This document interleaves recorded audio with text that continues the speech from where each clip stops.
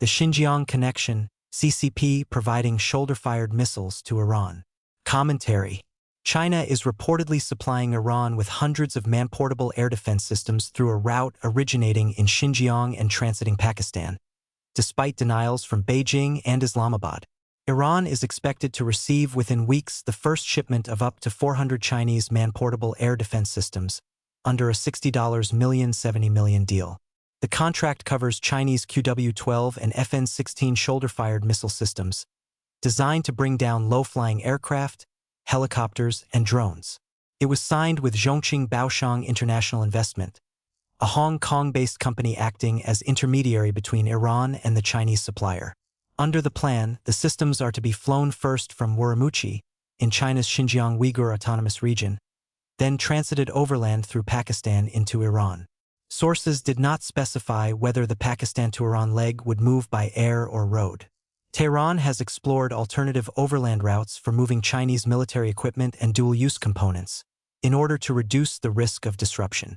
A rail corridor running roughly 6,500 miles from Chinese hubs such as HSI and through Kazakhstan and Turkmenistan into Tehran's Apron dry port has moved China-origin freight into Iran since 2014 and was expanded by China in 2025, cutting transit time to about 15 days.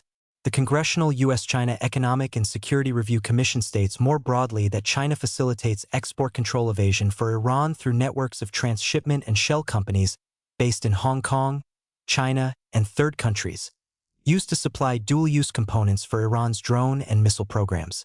The reported deal would represent one of Tehran's largest known efforts to rebuild short-range air defenses since its war with the United States and Israel, which exposed gaps in Iran's ability to protect military sites and strategic infrastructure. Both China and Pakistan have denied culpability. Pakistan's military media wing, Inter-Services Public Relations, told Anadolu that such speculations are baseless and devoid of truth. Similarly, when asked about the weapons shipment to Pakistan during a regular press conference on July 30th, Foreign Ministry spokesperson Mao Ning responded, "The report is not true and has no factual ground at all. The recent manpads shipment was not the first." In April, reports surfaced that China was preparing to deliver manpads to Iran within weeks, with indications that Beijing was routing the shipments through third countries to mask their origin.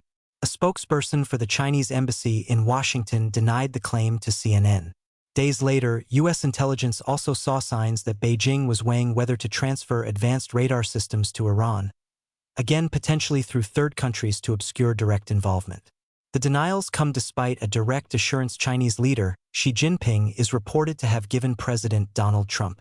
In a July 24 Truth Social post, Trump wrote that she told him at their May meeting in Beijing that China would not, under any circumstances, give or sell weapons to Iran, and that the pledge extended to Chinese companies. Trump said he took Xi at his word. U.S. Treasury and State Department records predate and complicate that assurance. On June 10, 2026, the State Department announced sanctions on 13 individuals and entities in Iran, Belarus, and China, including Hong Kong, for sourcing or purchasing weapons, explicitly including manpads, on behalf of Iran's Islamic Revolutionary Guard Corps. The action followed a May 8, 2026, designation round and was taken to enforce UN Security Council Resolution 1929, which bars member states from supplying, selling, or transferring conventional weapons such as manpads to Iran. The State Department's accompanying fact sheet names specific intermediaries.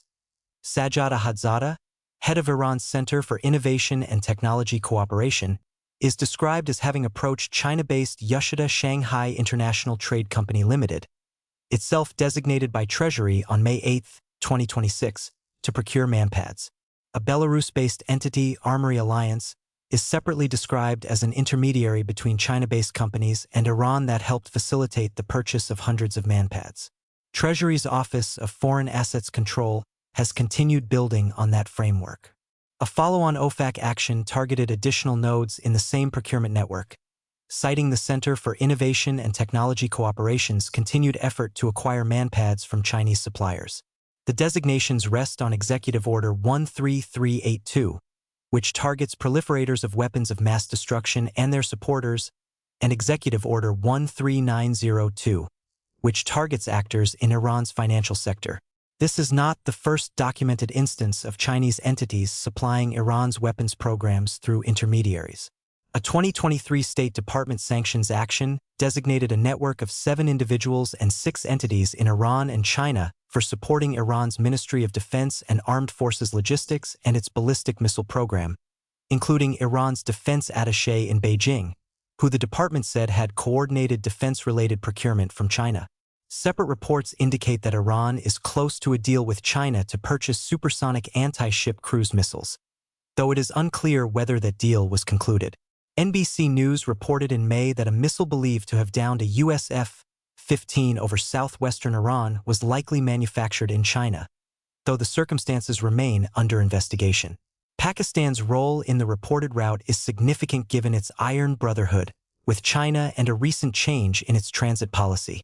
On April 25, Pakistan's Commerce Ministry formally activated a transit corridor to Iran via the China-Pakistan Economic Corridor and Iranian overland routes, designating 6 transit routes to relieve a backlog of more than 3,000 Iran-bound containers stranded at Karachi and Port Qasim by the U.S. naval blockade. The blockade targets vessels entering or leaving Iranian ports, but has no jurisdiction over land and air cargo that never enters Iranian waters. The reported Urumqi to Pakistan air route, followed by an overland leg into Iran, would bypass the naval blockade entirely. Representative Raja Krishnamurthy, a senior member of the House Permanent Select Committee on Intelligence and the House Select Committee on Strategic Competition with the CCP, sent a formal letter on August 6 to Secretary of State Marco Rubio, Defense Secretary Pete Hegseth, and CIA Director John Ratcliffe, asking, "What is the determination on the extent Pakistani leadership knew of the deal and proposed transfer?" He also asked whether the administration finds Beijing's denial credible and set an August 16 deadline for written answers.